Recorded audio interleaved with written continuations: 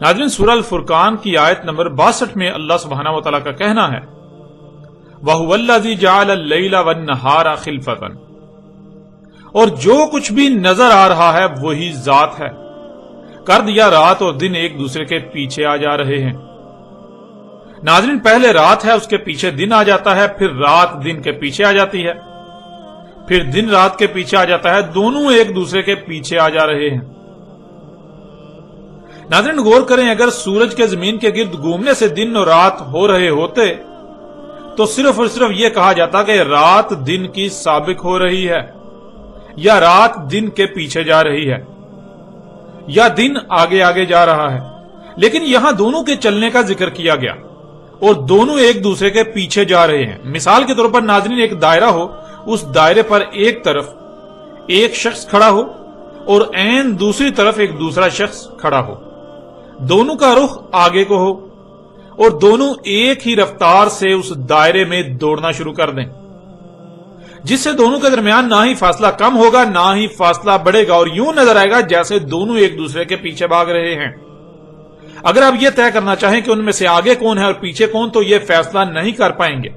अगर यह देखेंगे कि आगे कौन है और पीछे कौन, तो दोनों ही एक दूसरे के आगे और पीछे दौड़ते हुए नजर आएंगे। अल्लाह सुब्हानहू व तआला ने कहा कि बिल्कुल ऐसे ही रात और दिन एक दूसरे के पीछे जा रहे हैं, और यह सिर्फ और सिर्फ इसी सूरत मुमकिन है कि जमीन गेंद की तरह गोल हो, खला में मुअल्लक हो, उसके एक तरफ अंधेरा और दूसरी तरफ रोशनी हो और दरमियान में जमीन अपने ही महवर पर घूम रही हो, जिससे बिल्कुल ऐसा ही होगा कि रात और दिन एक दूसरे के पीछे जा रहे हैं। जैसा कि आप स्क्रीन पर मनाजर देख रहे हैं, यूं इस आयत में भी अल्लाह सुब्हानहू व तआला ने बिल्कुल सराहत के साथ ये बात वाज़ेह कर दी कि जमीन गेंद की तरह गोल है और अपने ही महवर पर घूमने से रात और दिन का इख्तिलाफ हो रहा है। फिर नाज़रीन, इसी को अल्लाह सुब्हानहू व तआला ने कुरान में मजीद एक और पहलू से भी वाज़ेह कर दिया। आपको स्क्रीन पर इस वक्त सूरह ज़ुमर की आयत नंबर 5 नजर आ रही है, जिसमें अल्लाह सुब्हानहू व तआला ने कहा, युकव्विरुल लैला अलन नहारी व युकव्विरुन नहारा अलल लैली। नाज़रीन, ये आयत भी चौंका देने वाली है। कव्विर अरबी में कहते हैं किसी शय को घुमाना जिस वजह से दूसरी शय उस पर चढ़ रही हो, और युकव्विरु कहते हैं कि मुसलसल अपने ही महवर पर घूम रहे होना जिससे उस पर कुछ चढ़ रहा हो।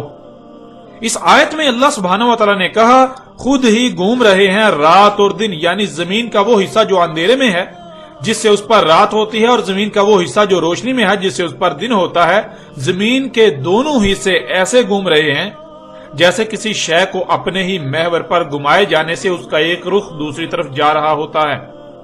बिल्कुल इसी तरह जमीन घूम रही है, जिससे जमीन का वो हिस्सा जो अंधेरे में होता है उस पर दिन चढ़ रहा है, और जो रोशनी में होता है उस पर अंधेरा चढ़ रहा है।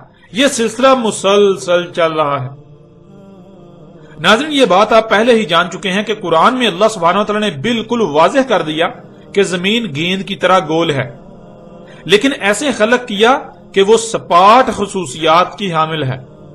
जमीन का ना तो कोई कोना है और ना ही कोई किनारा। अगर आप चलते हैं तो जिधर भी रुख करके चलें, चलते ही जाएंगे, कभी कोई किनारा नहीं मिलेगा, ना ही कोई कोना आएगा कि आपको वहां से दाएं या बाएं या पीछे मुड़ना पड़े।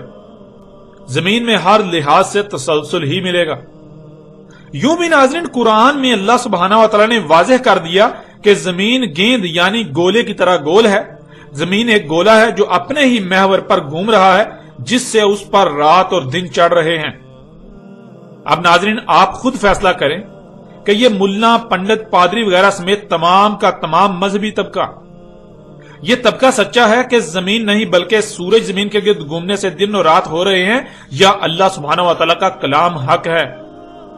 यह फैसला करना कोई मुश्किल नहीं, हकीकत हर लिहाज से आपके सामने है। वैसे भी आप ये जान चुके हैं कि अल्लाह सुब्हानहू व तआला ने कहा, रात और दिन का इख्तिलाफ उलिल अलबाब के लिए आयात हैं, ना कि उनके लिए जो अकायद वाले हैं। अकायद वाले तो जो आंखों से देख रहे हैं उसी को असल और मुकम्मल हकीकत समझते और मानते हैं।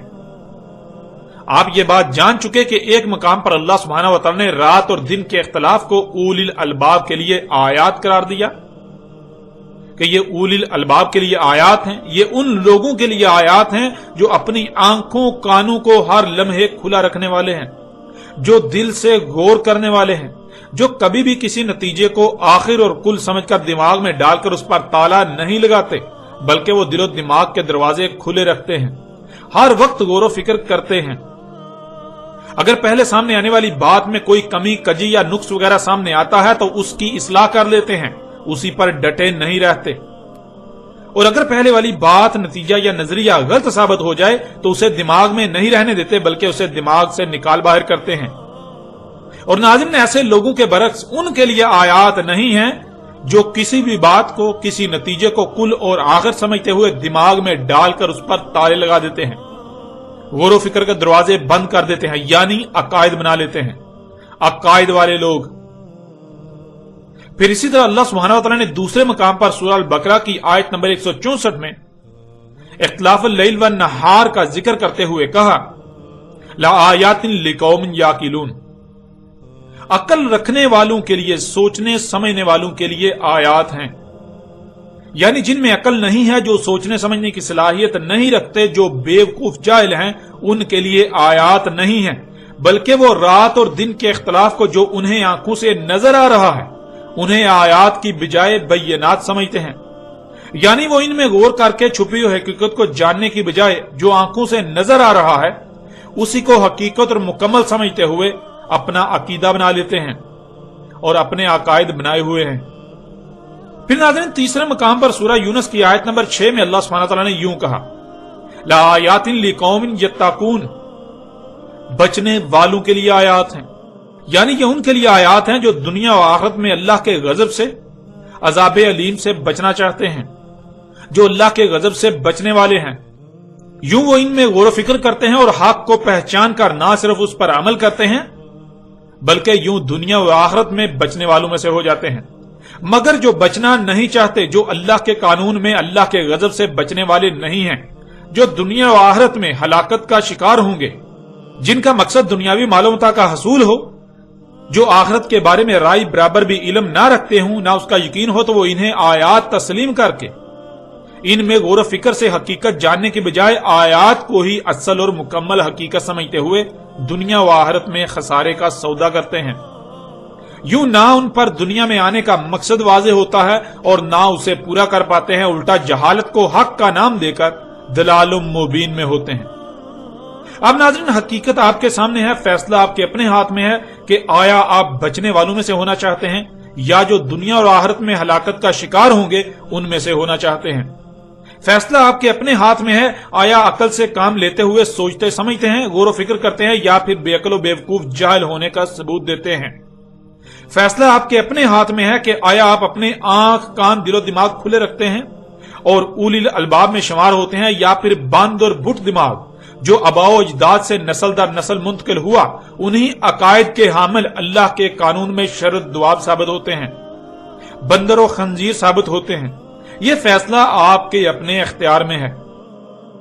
بڑھتے ہیں ناظرین آگے اور ان کے سورج، چاند، زمین، رات اور دن کے اختلاف کے حوالے سے باقی نظریات کو بھی آپ کے سامنے رکھتے ہیں، اور ان کے عقائد و نظریات کے برعکس اللہ سبحانہ وتعالی نے قرآن میں کیا حقائق بیان کیے وہ بھی کھول کھول کر آپ کے سامنے رکھتے ہیں۔ ناظرین، ان کا کہنا ہے کہ زمین کا ایک ہی مشرق ہے اور ایک ہی مغرب، یعنی ان کے مطابق جو ان کے عقائد ہیں، ان کا عقیدہ یہ ہے کہ جب سورج طلوع ہوتا ہے تو پوری دنیا کے لوگوں پر بیک وقت طلوع ہوتا ہے، یوں پوری دنیا کے لوگوں کے لیے ایک ہی مشرق ثابت ہوتا ہے، ایک ہی مشرق ہے، اور پھر پوری دنیا کے لوگوں پر ایک ہی وقت میں غروب ہوتا ہے، یوں ایک ہی مغرب بنتا ہے۔ یعنی ان کا عقیدہ یہ ہے کہ ایک ہی مشرق ہے اور ایک ہی مغرب۔ لیکن قرآن میں اللہ سبحانہ وتعالی نے اس بارے میں کیا کہا یہ بھی آپ کے سامنے رکھتے ہیں۔ اس وقت آپ کو اسکرین پر سورہ رحمان کی آیت نمبر 17 نظر آ رہی ہے، اس میں اللہ سبحانہ وتعالی کا کہنا ہے، رب المشرقین و رب المغربین، رب ہے دو مشرق اور رب ہے دو مغرب، مشرقین اور مغربین۔ اللہ سبحانہ وتعالی نے بالکل کھول کر دو ٹوک الفاظ میں واضح کر دیا، بالکل واضح الفاظ میں کہا کہ ایک ہی مشرق اور ایک ہی مغرب نہیں بلکہ دو مشرق ہیں اور دو ہی مغرب ہیں۔ ناظرین غور کریں، ان کے عقیدے کے مطابق تو سورج ایک ہی مخصوص مقام سے طلوع ہوتا ہے اور ایک ہی مخصوص مقام پر جا کر ڈوب جاتا ہے، یعنی ایک ہی مشرق اور ایک ہی مغرب. لیکن اللہ سبحانہ و تعالیٰ نے ان کے اس عقیدے کا رد کرتے ہوئے یہ بات کہی کہ ایک نہیں بلکہ دو مشرق اور دو ہی مغرب ہیں. اور ناظرین، جب قرآن میں اللہ سبحانہ و تعالیٰ نے دو مشرق اور دو مغرب کا ذکر کیا، جب یہ بات سامنے آئی تو قرآن پر ایمان لانے کے دعوے داروں کی اکثریت نے مشرقین اور مغربین کی طرح طرح کی تعویلات کی. لیکن اس کے باوجود یہ لوگ اپنے مقاصد میں ناکام رہے. کوئی ایک بھی شخص ایسا نہیں ہوا کہ جو اس کا جواب دے سکا، کیونکہ قرآن نہ صرف مشرقین اور مغربین، دو مشرق اور دو مغرب کی بات کرتا ہے، بلکہ قرآن مشارق و مغارب، بہت سی لاتعداد مشرق اور بہت سی لاتعداد مغرب کی بات کرتا ہے، جیسا کہ آپ ان آیات میں دیکھ سکتے ہیں. سورہ الاعراف آیت نمبر 137 مشارق الارض و مغاربها، سورہ صافات آیت نمبر 5 ورب المشارق، سورہ المعارج آیت نمبر 40 برب المشارق و مغارب. ناظرین، آپ نے دیکھا قرآن میں 3 مقامات پر لفظ مشارق اور 2 مقامات پر لفظ مغارب کا استعمال ہوا. قرآن میں مشارق کا لفظ 3 بار استعمال ہونا یہ انتہائی حکمت سے لبریز ہے. مشارق کا لفظ 2 کی بجائے 3 بار صرف اور صرف اسی صورت میں استعمال ہو سکتا ہے کہ سورج زمین کے وجود میں آنے کے بعد میں وجود میں آیا، جس سے مشارق ہوئے، پھر مغارب جو مشارق بھی ہوئے اور مشارق جو مغارب بھی ہوئے. یوں 3 بار مشارق بنے گا اور 2 بار لفظ مغارب وجود میں آئے گا. یوں ناظرین، قرآن میں اللہ سبحانہ و تعالی نے یہ عظیم راز بھی کھول کر رکھ دیا کہ زمین پہلے وجود میں آئی اور زمین کے بعد سورج وجود میں آیا. اب ناظرین، ایسے لوگ جن کے عقیدے کے مطابق ایک ہی مشرق اور ایک ہی مغرب ہے، یعنی سورج ایک ہی مقام سے طلوع ہوتا ہے اور ایک ہی مقام پر جا کر ڈوب جاتا ہے، جب قرآن میں مشرقین اور مغربین الفاظ آئے تو انہوں نے ان الفاظ کی طرح طرح سے تعویلات کرنے کی کوشش کی. جب انہوں نے تعویلات کی تو مشارق و مغارب ان الفاظ سے ان کی تعویلات کا تصادم ہوا. مشارق و مغارب کی ایسی کوئی تعویل کرنے میں ناکام رہے کہ جس میں مشرقین اور مغربین کا بھی احاطہ ہو جائے. یوں یہ ہر طرح سے ناکام رہے اور لوگ سوالات نہ اٹھائیں. اس وجہ سے انہوں نے ان باتوں کو، ان الفاظ کو، ان چیزوں کو چھپانا شروع کر دیا. ان کو سامنے لانے سے گریز کرتے رہے تاکہ نہ ہی ان کی کوئی پول کھلے اور نہ ہی لوگ سوالات اٹھائیں. لیکن ناظرین، حقیقت تو یہ ہے کہ جب بنیاد ہی غلط ہو تو پھر حق کیسے سمجھ آ سکتا ہے؟ ان لوگوں کا معاملہ یہ ہے کہ یہ لوگ قرآن سے حق کو نہیں سمجھنا چاہتے، بلکہ یہ اپنے آباء و اجداد سے نسل در نسل منتقل ہونے والے عقائد کی تائید و تصدیق میں قرآن کھولتے ہیں. جب قرآن تصدیق کی بجائے ان کے عقائد و نظریات کی تردید کرتا ہے تو یہ لوگ قرآن سے حق حاصل کرنے کی بجائے الٹا اپنے عقائد و نظریات کو قرآن پر چسپاں کرنے کی سر توڑ کوشش کرتے ہیں، اور آج تک یہی کر رہے ہیں. ان میں سے کوئی یہ کہتا ہے کہ دیکھو، سورج جہاں گرمیوں میں طلوع ہوتا ہے وہاں سے سردیوں میں طلوع نہیں ہوتا. سردیوں اور گرمیوں میں طلوع و غروب کے الگ الگ مقامات ہیں. یوں اس طرح 2 مشرق اور 2 مغرب ہوتے ہیں جن کا قرآن میں اللہ سبحانہ تعالیٰ نے ذکر کیا، مشرقین اور مغربین. اور پھر ناظرین، میں سے کچھ لوگوں نے اس نظریے کو ایک دوسرے پہلو سے بیان کیا کہ دیکھو، ایک مشرق جہاں سورج طلوع ہو رہا ہے اور ایک مغرب جہاں سورج غروب ہو رہا ہے. اب پیچھے رہ گئے شمال اور جنوب. تو ایک مشرق شمال یا جنوب اور ایک مغرب شمال یا جنوب، ان دونوں میں سے ایک. تو یوں شمال اور مشرق 2 مشرقین اور مغرب اور جنوب 2 مغربین. اس طرح سے انہوں نے تعویلات کی. لیکن ناظرین، قرآن ان کے ایسے بےہودہ دلائل کو اس وقت جڑ سے اکھاڑ کر پھینک دیتا ہے اور ان کو منہ کی کھانی پڑتی ہے جب قرآن مشرق اور مغرب یعنی ایک ہی مشرق اور ایک ہی مغرب کا ذکر کرتا ہے. قرآن ایک ہی مشرق اور ایک ہی مغرب کو مشرقین اور مغربین، اور قرآن ایک ہی مشرق اور ایک ہی مغرب کو مشرقین اور مغربین کے علاوہ مشارق و مغارب بھی قرار دیتا ہے، یعنی بہت سی لاتعداد مشرقیں اور بہت سی لاتعداد مغربیں. جیسا کہ آپ سکرین پر ان آیات کو دیکھ سکتے ہیں جن میں صرف اور صرف ایک ہی مشرق اور ایک ہی مغرب کا بالکل واضح الفاظ میں ذکر موجود ہے۔ ناظرین، قرآن میں 6 مقامات پر لفظ مشرق اور 6 مقامات پر لفظ مغرب کا استعمال ہوا ہے، جیسا کہ آپ آیات کو سکرین پر دیکھ رہے ہیں۔ سورہ البقرہ آیت نمبر 115، وَلِلَّهِ الْمَشْرِقُ وَالْمَغْرِبُ۔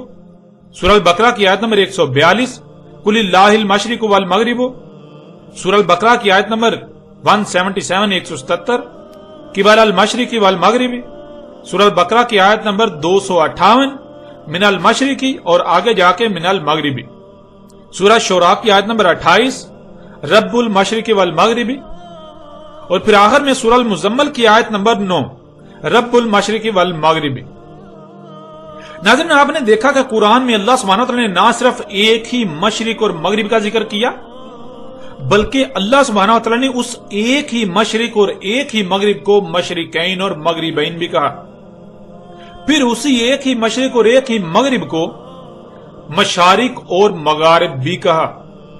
یوں جس طرح یہ لوگ 2 مشرقیں اور 2 مغربیں بنانے کی کوشش کرتے ہیں تو اپنے ہی عقیدے ایک ہی مشرق اور ایک ہی مغرب کا رد کر رہے ہوتے ہیں، اور پھر جب ایک کی بجائے 2 مشرقیں اور 2 مغربیں بنانے کی کوشش کرتے ہیں تو اسے بیک وقت ایک ہی مشرق اور ایک ہی مغرب ثابت نہیں کیا جا سکتا، کیونکہ جب انہوں نے مشرقین سے مراد 2 الگ الگ مشرقیں بنا دیں، الگ الگ مقامات بنا دیے، تو پھر وہ 2 الگ الگ مقامات کو ایک کیسے کہا جا سکتا ہے؟ قرآن میں ایک ہی مشرق و مغرب کو مشرقین و مغربین، پھر ایک ہی مشرق و مغرب کو مشارق و مغارب کہا گیا، یعنی بہت سی مشرقیں اور بہت سی مغربیں۔ ناظرین، اس کی حقیقت کیا ہے اسے آپ کے سامنے رکھتے ہیں۔ آپ یہ بات پیچھے جان چکے ہیں کہ اللہ سبحانہ و تعالی نے بالکل واضح کر دیا کہ زمین گیند کی طرح گول ہے، اور آپ یہ بھی جان چکے کہ رات اور دن کا اختلاف کیسے ہو رہا ہے، رات اور دن کیسے آ جا رہے ہیں۔ رات اور دن سورج کے زمین کے گرد گھومنے کی وجہ سے نہیں، بلکہ زمین کے اپنے ہی محور پر سورج پر گھومنے کی وجہ سے آ جا رہے ہیں۔ قرآن میں اللہ سبحانہ و تعالی نے بالکل واضح کر دیا کہ لیل تھی، روشنی ناظرین بعد میں آتی ہے۔ ایک طرف اندھیرا ہے اور دوسری طرف سورج کی روشنی، درمیان میں گیند کی طرح گول زمین خلا میں معلق ہے، اور رات اور دن کے اختلاف کے لیے اپنے ہی محور پر گھوم رہی ہے۔ اب غور سے دیکھیں تو نہ ہی روشنی آگے پیچھے ہو رہی ہے، روشنی سفر کر رہی ہے، اور نہ ہی اندھیرا آگے پیچھے ہو رہا ہے، اندھیرا سفر کر رہا ہے۔ یوں روشنی اور اندھیرے کے درمیان ایک لائن لگا لیں، زمین کے اوپر ایک لائن لگا لیں جو کہ روشنی اور اندھیرے کی سرحد ہے، حد ہے۔ وہ آپ کو سکرین کے اوپر چاند نما ایک لائن نظر آ رہی ہے۔ اس لائن کے ایک طرف اندھیرا ہے اور دوسری طرف روشنی۔ اب ناظرین، آدھی زمین پر رات ہے جو اندھیرے میں ہے، اور آدھی زمین جو روشنی میں ہے اس پر دن ہے۔ ایک مقام ہے جو اندھیرے اور روشنی کی حد ہے، یہ حد ایک طرف کے لوگوں کے لیے طلوع، تو عین یہی مقام دوسری طرف کے لوگوں کے لیے مقام غروب ہو گیا۔ یوں یہ بن گیا ایک مشرق اور ایک مغرب۔ اب جب زمین گھوم کر اس کا مشرق والا حصہ دوسری طرف جاتا ہے تو مغرب یعنی سورج ڈوبتا ہوا نظر آتا ہے۔ یوں ایک طرف کے لوگوں کے لیے غروب، تو عین وہی مقام زمین کے دوسری طرف والوں کے لیے مقام طلوع ہوتا ہے، سورج طلوع ہو رہا ہوتا ہے۔ یوں ایک مشرق اور ایک مغرب یہ ہو گئے۔ یوں آپ ناظرین غور کریں کہ ایک ہی مقام یعنی مشرق اور مغرب، یہ مشرقین اور مغربین، یعنی 2 مشرقیں اور 2 مغربیں بن جاتے ہیں۔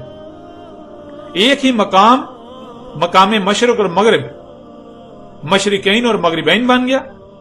اور زمین کے گھومنے سے زمین کا ایک ایک انچ جب اس مقام سے گزر رہا ہے، یہ جو روشنی اور اندھیرے کی حد ہے، زمین کا ایک ایک انچ جب اس مقام سے گزر رہا ہے تو پھر ہر لمحے طلوع بھی ہو رہا ہے اور غروب بھی ہو رہا ہے۔ یوں یہی ایک مقام مشارق اور مغارب بھی بن جاتے ہیں، یعنی یہی مقام، یہ ایک مقام بہت ساری لاتعداد مشرقیں اور بہت سی لاتعداد مغربیں بن جاتا ہے۔ ناظرین، یہ دہلا دینے والے حقائق آج آپ کے سامنے ہیں۔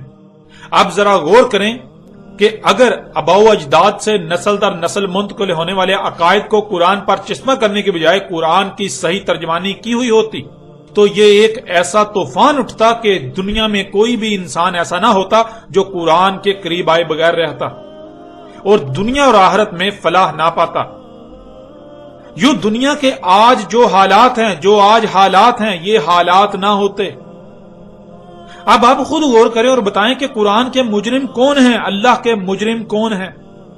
وہ کون لوگ ہیں جو قرآن کے ترجمان بنے ہوئے ہیں حالانکہ وہ اس کے اہل نہ تھے، جنہوں نے صحیح ترجمانی کرنے کے بجائے اپنے آباء و اجداد سے نسل در نسل منتقل ہونے والے خود ساتہ عقائد و نظریات کو قرآن پر تھوپنا شروع کر دیا، قرآن پر تھوپتے رہے اور آج بھی تھوپ رہے ہیں۔ قرآن کو اپنے من پسند تراجم و تفاسیر کی صورت میں بگاڑنے کی بھرپور کوشش کی اور آج تک کر رہے ہیں۔ ناظرین، یہ کون لوگ ہیں؟ حقیقت آپ کے سامنے ہے۔ علماء کے نام پر اللہ کے دشمنوں کی حقیقت آج آپ کے سامنے ہے، جنہیں نہ تو لفظ دین کا علم ہے اور نہ ہی لفظ اسلام کا علم، اور زمین پر اللہ کے ترجمان بن کر انسانیت کی رہنمائی کے دعوے دار بن کر بڑی بڑی مسند پر براجمان ہیں اور انسانیت کو گمراہ کرنے میں کوئی کسر نہیں چھوڑ رہے۔ یہ انسانیت کے ساتھ، تمام مخلوقات کے ساتھ، یہ اللہ کے ساتھ دشمنی کرنے میں کسی بھی حد تک جانے سے گریز نہیں کر رہے۔ اور ناظرین، آج نہ صرف یہ دہلا دینے والے، چونکا دینے والے حقائق آپ کے سامنے ہیں، بلکہ ان علماء کے نام پر انسانیت کے دشمنوں کی حقیقت بھی آپ کے سامنے ہے۔ اور ناظرین، یہی اس وقت محمد رسول اللہ علیہ السلام نے کہا تھا کہ سورج جہاں غروب ہو رہا ہے وہیں سے طلوع ہو رہا ہے، کیونکہ ایک ہی مشرق اور ایک ہی مغرب نہیں ہے بلکہ دو مشرقیں اور دو مغربیں ہیں۔ جہاں سے آپ کے لیے طلوع ہو رہا ہوتا ہے عین وہی مقام دوسری طرف والوں کے لیے مقام غروب ہوتا ہے، اور جہاں سے آپ کے لیے غروب ہو رہا ہوتا ہے تو عین وہی مقام دوسری طرف والوں کے لیے مقام طلوع ہوتا ہے۔ ناظرین، یہی وہ راز تھا جس کے بارے میں محمد علیہ السلام نے کہا تھا کہ یہ الصاد کی پہلی آیات سے ہے۔ محمد علیہ السلام کے وقت کسی کو علم نہ تھا اس حقیقت کا سوائے اللہ کے رسول محمد رسول اللہ علیہ السلام کے اور ان کے چند خاص اصحاب کے۔ ناظرین، یہی وہ حقیقت تھی جس کے بارے میں رسول اللہ علیہ السلام نے کہا تھا کہ آج کوئی بھی اسے تسلیم نہیں کرے گا، لیکن کل کو جب یہ اپنی آنکھوں سے دیکھ لیں گے کہ جہاں یہ سورج کو طلوع ہوتا ہوا دیکھتے ہیں وہیں سے وہ غروب بھی ہو رہا ہوتا ہے ایک دوسری قوم پر، جہاں سے اسے غروب ہوتا دیکھتے ہیں وہیں وہ ایک دوسری قوم پر طلوع بھی ہو رہا ہوتا ہے، جب یہ اپنی آنکھوں سے دیکھ لیں گے تب یہ سارے کے سارے اس بات کو مان جائیں گے۔ اگر اس وقت آج سے 14 صدیاں قبل کسی کو بتایا جاتا، یہ حقیقت سامنے رکھی جاتی، تو اس وقت کوئی بھی نہ مانتا کہ ہم تو اپنی آنکھوں سے دیکھ رہے ہیں سورج سفر کر رہا ہے اور تم کہہ رہے ہو زمین گھوم رہی ہے، ایسا کیسے ہو سکتا ہے؟ لہذا اس وقت کوئی بھی نہ مانتا۔ اب بڑھتے ہیں ناظرین آگے، اور زمین، سورج، چاند، رات اور دن کے اختلاف کے حوالے سے ان کے مزید عقائد اور ان کی حقیقت آپ کے سامنے رکھتے ہیں۔ ان کا عقیدہ ہے کہ اللہ کا عرش آسمانوں میں ہے اور اللہ آسمانوں میں اپنے عرش پر بیٹھا ہوا ہے۔ عرش سے مراد تخت لیتے ہیں، جیسے کسی بادشاہ کا تخت ہوتا ہے جس پر بادشاہ بیٹھا ہے، یعنی تخت ایک مادی شے ہے۔ یوں تخت اگر مادی شے ہے تو ظاہر ہے ان کے مطابق اللہ بھی اس تخت پر بیٹھا ہوا زمین و آسمانوں سے الگ ایک مادی وجود ہے، مادی شے ہے جو زمین و آسمانوں سے الگ ہے۔ پھر یہاں تک کہتے ہیں کہ اللہ ہر رات کے پچھلے پہر ایسے نیچے اتر کر پہلے آسمان پر آتا ہے جیسے آپ سیڑھیوں سے اترتے ہیں، یعنی ہر رات اللہ زمین کے پہلے آسمان پر اترتا ہے جو کہ سطح زمین سے لے کر 3 تا 12 کلومیٹر تک بلند ہے، جس کا مطلب ہے کہ اللہ ہر رات 3 تا 12 کلومیٹر کی بلندی پر آتا ہے۔ اور آپ نے یہ بات اکثر سنی ہوگی، باقاعدہ یہ کہا جاتا ہے کہ جو اللہ کے عرش کو آسمانوں میں تسلیم نہ کرے، جو اللہ کو آسمانوں میں اپنے عرش کے اوپر تسلیم نہ کرے، وہ مرتد، زندیق، کافر و مشرک ہے، یہاں تک کہ وہ واجب القتل ہے، اس کا قتل جائز ہے۔ اب ناظرین، سوال یہ پیدا ہوتا ہے کہ اگر ان کے یہ عقائد و نظریات سچے ہیں تو پھر قرآن کو اس پر خاموش رہنا چاہیے تھا، کیونکہ یہ عقائد تو قرآن کے نزول سے پہلے کے چلے آ رہے ہیں۔ یہ عقائد تو مشرکین عرب سمیت یہود و نصارہ کے تھے، اور آج بھی یہود و نصارہ کے یہی عقائد ہیں۔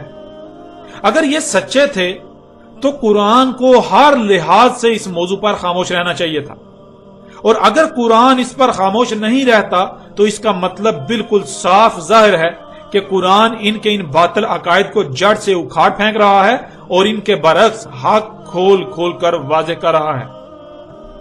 اب ناظرین، ان کے عقائد و نظریات کے برعکس قرآن میں دیکھیں کہ اللہ سبحانہ و تعالیٰ نے اس بارے میں کیا کہا۔ اس وقت آپ کو سورہ ہود کی آیت نمبر 7 نظر آ رہی ہے۔ اس آیت میں اللہ سبحانہ و تعالیٰ کا کہنا ہے وَهُوَ الَّذِي خَلَقَ السَّمَاوَاتِ وَالْأَرْضَ فِي سِتَّةِ أَيَّامٍ وَكَانَ عَرْشُهُ عَلَى الْمَاءِ، اور جو کچھ بھی نظر آ رہا ہے وہی ذات ہے۔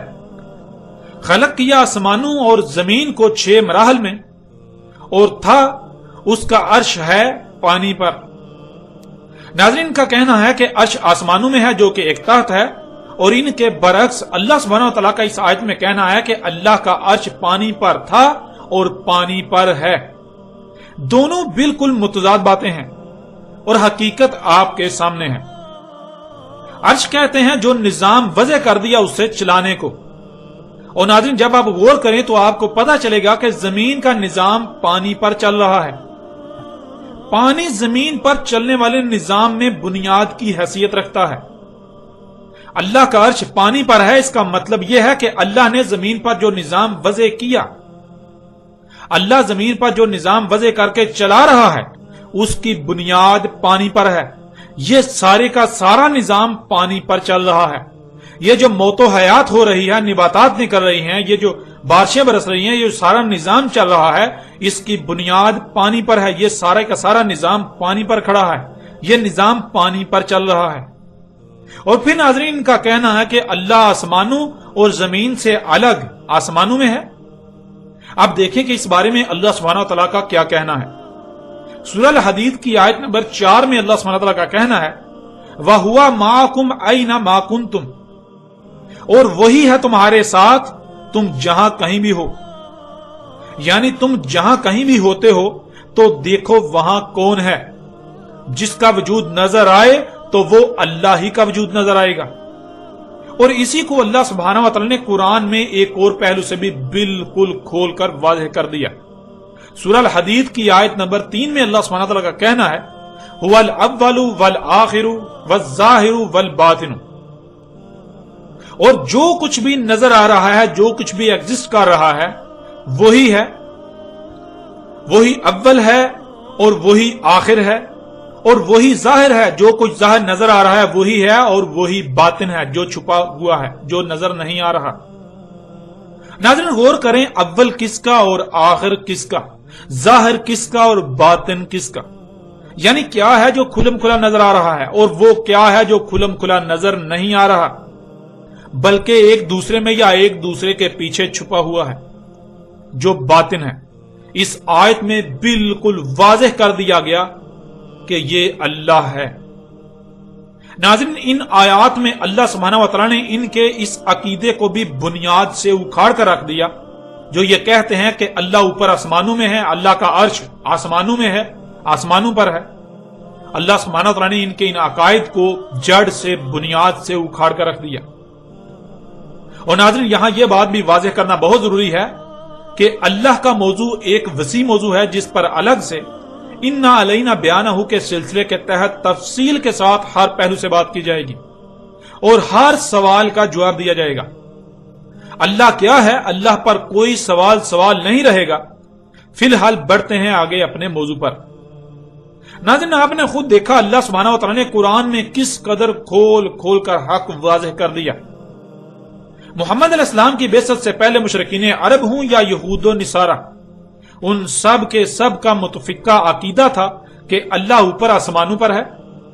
اگر یہ حق ہوتا تو قرآن اس پر بالکل خاموش رہتا، قرآن کو اس پر بالکل خاموش رہنا چاہیے تھا۔ لیکن کیا قرآن اس پر خاموش ہے؟ کیا قرآن اس پر خاموش رہا؟ حقیقت آپ کے سامنے ہے، قرآن خاموش نہیں رہا، بلکہ اللہ سبحانہ و تعالیٰ نے قرآن میں ان کے اس عقیدے کو یکسر مسترد کرتے ہوئے اس کے بالکل برعکس حق کھول کر واضح کر دیا کہ تم جہاں کہیں بھی ہو تو دیکھو وہاں کون ہے۔ جو تمہیں نظر آئے گا وہی تو اللہ ہے، ان کا عقیدہ تھا اور آج بھی ہے کہ اللہ کا عرش آسمانوں پر ہے، لیکن اللہ سبحانہ و تعالی نے قرآن میں ان کے عقیدے کو یکسر مسترد کرتے ہوئے حق بالکل کھول کر رکھ دیا کہ اللہ کا عرش پانی پر ہے، اللہ کا عرش آسمانوں پر نہیں ہے، اللہ کا عرش پانی پر ہے۔ عرش کہتے ہیں نظام چلانے کو، اور جب غور کریں تو آپ پر بالکل یہ بات کھل کر واضح ہو جائے گی کہ زمین میں چلنے والا نظام، اس کی بنیاد پانی پر ہے، یہ سارے کا سارا نظام پانی پر کھڑا ہے، یہ نظام پانی پر چل رہا ہے۔ اگر پانی کو ہٹا دیا جائے تو زمین ایک بنجر اور کھنڈر سیارہ بن جائے گا۔ یوں ناظرین آپ نے دیکھا کہ ان کے عقائد کیا ہیں، اور ان کے عقائد کے برعکس اللہ سبحانہ و تعالی نے حقیقت کو ہر لحاظ سے کھول کر آپ کے سامنے رکھ دیا۔ آج بھی اکثریت کا یہ عقیدہ و نظریہ ہے کہ اللہ اوپر آسمانوں میں ہے، اور یہ عقیدہ و نظریہ کن کا تھا؟ یہ عقیدہ و نظریہ تو مشرکین عرب سمیت یہود و نصارہ کا تھا قرآن کے نزول سے پہلے، اور آج بھی مشرکین عرب ہوں یا پھر یہود و نصارہ ہوں، ان کا آج بھی یہی عقیدہ ہے۔ لیکن کیا قرآن نے اس کی تصدیق کی؟ آیا قرآن اس کی تصدیق کرنے کے لیے آیا تھا؟ اگر قرآن میں اس عقیدے پر اس حوالے سے آیات آتی ہیں، قرآن میں ذکر آتا ہے، تو آیا ان کے عقائد و نظریات کی قرآن تصدیق کرنے کے لیے اترا تھا، تائید و تصدیق کے لیے اترا تھا، یا پھر ان کا رد کرنے کے لیے، ان کے برعکس جو حق ہے اسے کھول کر واضح کرنے کے لیے اترا تھا؟ یوں ناظرین حقیقت آپ کے سامنے ہے۔ آج بھی آپ کو اکثریت ایسی نظر آئے گی جن کا کہنا یہ ہے کہ اللہ کا عرش آسمانوں پر ہے، اللہ اپنے عرش کے اوپر ہے آسمانوں پر۔ لیکن قرآن کیا کہتا ہے؟ یہ حقیقت آپ نے جان لی، حقیقت ہر لحاظ سے آپ کے سامنے ہے۔ اور بڑھتے ہیں ناظرین آگے ان کے مزید عقائد و نظریات کی طرف۔ ان کا عقیدہ ہے کہ زمین حرکت نہیں کر رہی، زمین ایک جگہ پر ساکت ہے، اور سورج، چاند، ستارے وغیرہ سب کے سب زمین کے گرد حرکت کر رہے ہیں۔ اب دیکھیں اس بارے میں اللہ سبحانہ و تعالی نے قرآن میں کیا کہا۔ سورہ رد کی آیت نمبر 2 میں اللہ سبحانہ و تعالی نے کہا، اللہ الذی رفع السماوات بغیر عمد ترونها ثم استوى على العرش وسخر الشمس والقمر کل یجری لاجل مسمى۔ اللہ ہے، وہی ذات ہے، بلند ہے آسمان بغیر کسی ایک بھی ستون کے، دیکھ رہے ہو ہمیں اسے؟ پھر استوا ہوا عرش پر اور سخر کیا سورج اور چاند کو، تمام کے تمام تیر رہے ہیں اجل مسمى تک، یعنی ان کی ایک مدت طے کر دی، ان سب کے خاتمے کا ایک وقت طے کر دیا، جب تک کہ وہ وقت نہیں آ جاتا تب تک تمام کے تمام اسی طرح تیرتے رہیں گے جیسے آج تیر رہے ہیں۔ اب ناظرین غور کریں، تمام کے تیرنے کا ذکر کیا گیا اور بطور مثال صرف 2 کا نام لیا۔ اب اگر دونوں ستارے ہیں تو اس کا مطلب ہے کہ تمام کے تمام ستارے تیر رہے ہیں اور تیرتے رہیں گے جب تک کہ ان کی اجل مسمى نہیں آتی جاتی، اور اگر دونوں ستارے نہیں ہیں تو اس کا مطلب ہے کہ جو یہ دونوں ہیں اس طرح کے تمام تیر رہے ہیں اور تیرتے رہیں گے اپنی اجل مسمى تک۔ پہلے ناظرین سورج کا ذکر ہے، اور سب جانتے ہیں کہ سورج جلتا ہوا آگ کا گولا ہے، یعنی سورج ایک ستارہ ہے، اور چاند جلتا ہوا گولا نہیں ہے بلکہ چاند مادے کا گولا ہے جسے سیارہ کہتے ہیں، یعنی چاند ایک سیارہ ہے۔ یوں ناظرین اللہ سبحانہ و تعالی نے ایک ستارے اور ایک سیارے کا ذکر کرتے ہوئے تمام کے تمام ستاروں اور سیاروں کے اجل مسمى تک تیرنے کا واضح الفاظ میں ذکر کر دیا۔ اب اگر تو زمین نہ ستارہ ہے نہ ہی سیارہ، تو پھر اس آیت میں زمین کے تیرنے کا ذکر نہیں ہے، اور اگر زمین ان میں سے ایک ہے تو پھر یہ بات بالکل واضح ہے کہ زمین بھی اپنے مدار میں انتہائی تیز رفتاری میں سفر کر رہی ہے، زمین بھی اپنے مدار میں تیر رہی ہے اپنی اجل مسمى تک۔ جب تک کہ زمین کے خاتمے کا وقت نہیں آ جاتا تب تک زمین بھی باقی تمام کے ساتھ تیرتی رہے گی۔ اور یہ بات ہر کوئی جانتا ہے کہ زمین آگ کا گولا نہیں، یعنی زمین ایک ستارہ نہیں، بلکہ زمین مادے کا گولا، زمین ایک سیارہ ہے۔ جب زمین ایک سیارہ ہے تو پھر قرآن میں اللہ سبحانہ و تعالی نے زمین کے اپنے مدار میں تیرنے کا بھی راز کھول کر آپ کے سامنے رکھ دیا۔ اس طرح آپ اگلی آیت میں دیکھیں، سورہ الانبیاء کی آیت نمبر 33 میں اللہ سبحانہ و تعالی نے کہا، وَهُوَ الَّذِي خَلَقَ اللَّيْلَ وَالنَّهَارَ وَالشَّمْسَ وَالْقَمَرَ كُلٌّ فِي فَلَكٍ يَسْبَحُونَ، اور جو کچھ بھی ہے وہی ذات ہے، خلق کیا لیل کو اور نہار کو اور سورج کو اور چاند کو، تمام کے تمام انتہائی تیز رفتاری سے اپنے اپنے مدار میں تیر رہے ہیں، جیسے ان کو حکم دیا گیا، جس سے ان پر عائد ذمہ داری پوری ہو رہی ہے۔ ناظرین، یہ آیت اور بھی بہت بڑا راز کھول کر رکھ دیتی ہے۔ آپ پیچھے جان چکے ہیں کہ لیل اور نہار کا آنا جانا، زمین کا اپنے ہی محور پر گھومنا، لیل آدھی زمین اور نہار آدھی زمین، یوں یہ پوری زمین بن جاتی ہے۔ لیل اور نہار کو جمع کریں تو یہ پوری زمین بن جاتی ہے۔ یوں آپ آیت میں دیکھ سکتے ہیں، خلق اللیل والنہار والشمس والقمر، لیل والنہار، لیل آدھی زمین، نہار آدھی زمین، یوں یہ مکمل زمین بن گئی۔ تو یہاں مکمل زمین کا ذکر ہو رہا ہے لیل اور نہار کی صورت میں، اور آگے سورج اور چاند کا ذکر ہے، اور پھر آگے کہا کل، تمام کے تمام، یعنی کہ جتنے بھی ایسے ہیں ستارے اور سیارے، تمام کے تمام جو ہیں وہ اپنے اپنے مدار میں تیر رہے ہیں انتہائی تیزی سے، جیسے ان کو تیرنے کا حکم دیا گیا، جس سے ان پر عائد ذمہ داری پوری ہو رہی ہے۔ آپ اپنی آنکھوں سے آیت میں دیکھ رہے ہیں لیل آدھی زمین اور نہار آدھی زمین، یوں یہ پوری زمین بن جاتی ہے۔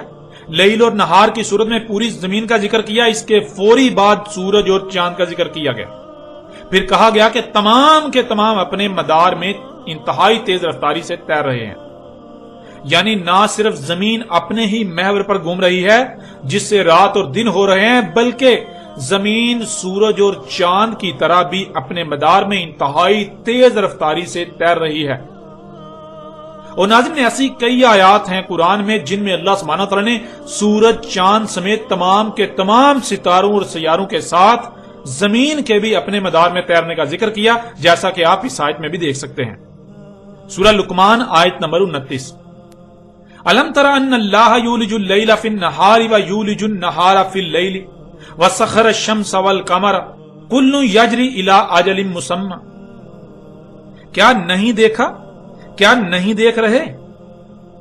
اس میں کچھ شک نہیں، اللہ تھا یولج ہو رہی ہے لیل نہار میں، اور یولج ہو رہی ہے نہار لیل میں، اور سخر کیا سورج اور چاند کو، تمام کے تمام اپنی اپنی اجل مسمی یعنی طے شدہ خاتمے کے وقت تک تیر رہے ہیں اور تیرتے رہیں گے۔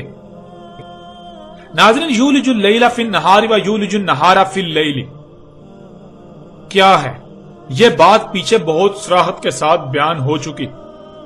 یہ الفاظ اس بات کی وضاحت کرتے ہیں، اس بات کو واضح کرتے ہیں کہ زمین اپنے ہی محور پر گھوم رہی ہے، جس سے زمین کا وہ حصہ جو اندھیرے میں ہے وہ روشنی میں چلا جاتا ہے، جس سے اس پر دن ہو جاتا ہے، اور جو حصہ روشنی میں ہے وہ اندھیرے میں چلا جاتا ہے، جس وجہ سے اس پر رات ہو جاتی ہے، اور یہ سلسلہ مسلسل چل رہا ہے۔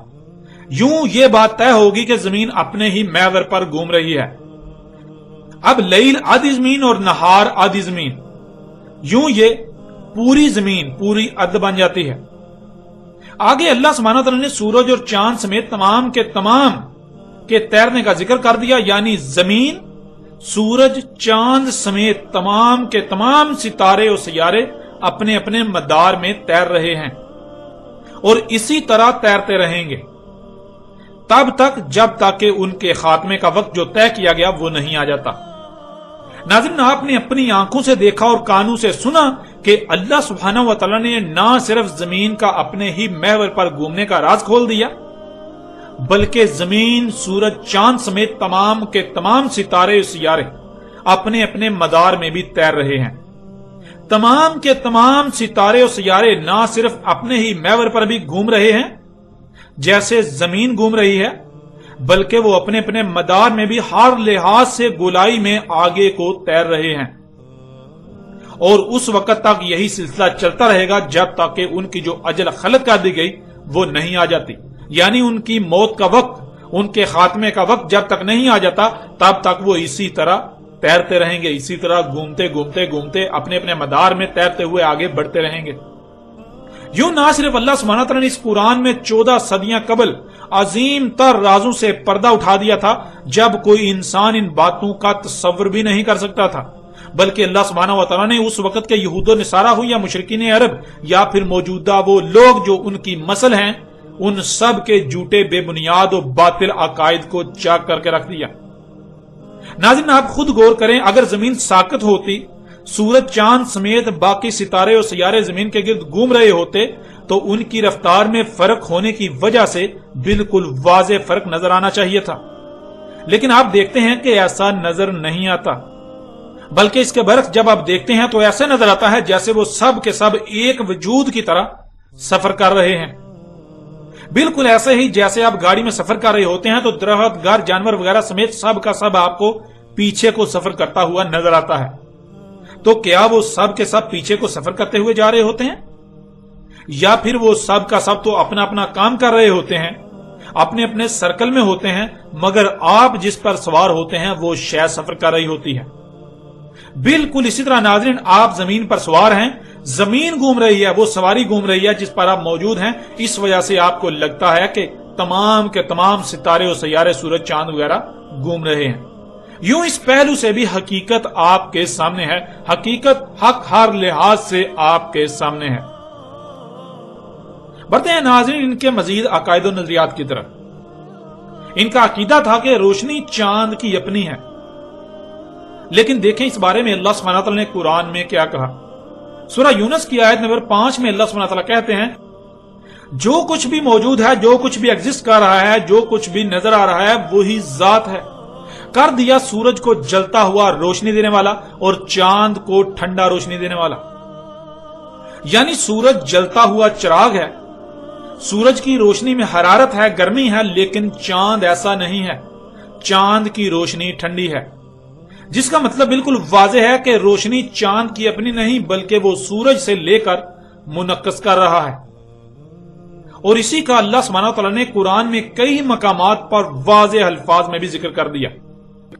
सूरह अल फुरकान की आयत नंबर 61 में अल्लाह सुब्हानहू व तआला कहते हैं, और कर दिया आसमान में सिराज, यानी सूरज रोशनी देने वाला, और चांद उसकी रोशनी लेकर मुनक्कस करने वाला, यानी चांद को रिफ्लेक्टर बना दिया, और ऐसा रिफ्लेक्टर के सूरज से गर्म रोशनी लेकर उसे नूर बनाकर यानी ठंडी रोशनी बनाकर आगे भेजता है।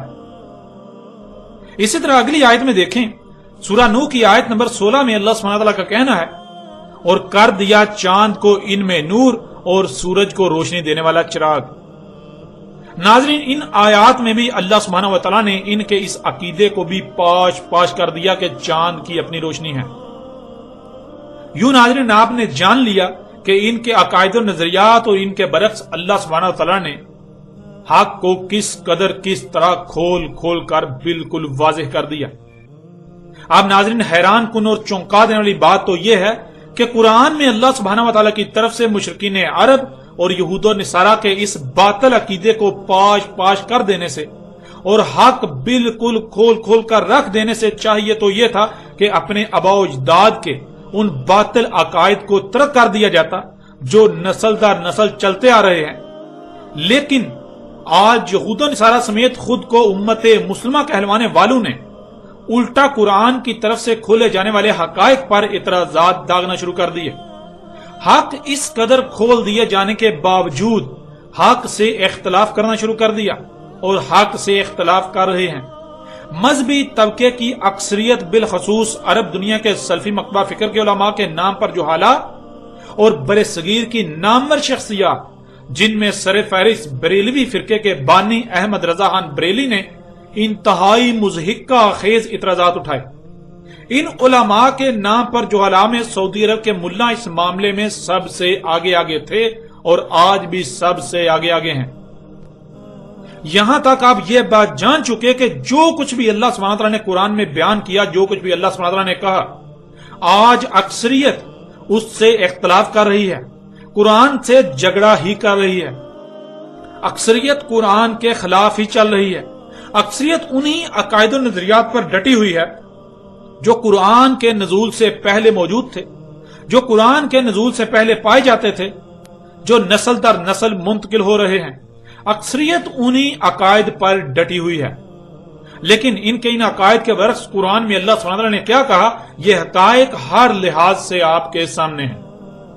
कुरान में अल्लाह सुब्हानहू व तआला की तरफ से हक बिल्कुल खोल खोल कर वाज़ेह किए जाने के बावजूद हक तस्लीम करने की बजाय इन लोगों ने जो इख्तलाफ किया, जो इतराजात उठाए और आज भी उठा रहे हैं, آئندہ ہم ان اعتراضات کو آپ کے سامنے رکھیں گے اور ان اعتراضات کی حقیقت بھی چاک کر آپ کے سامنے رکھیں گے۔ اب ناظرین بات کریں گے قرآن کی طرف سے کھولے جانے والے ان حقائق پر، ان کی طرف سے اٹھائے جانے والے اعتراضات پر۔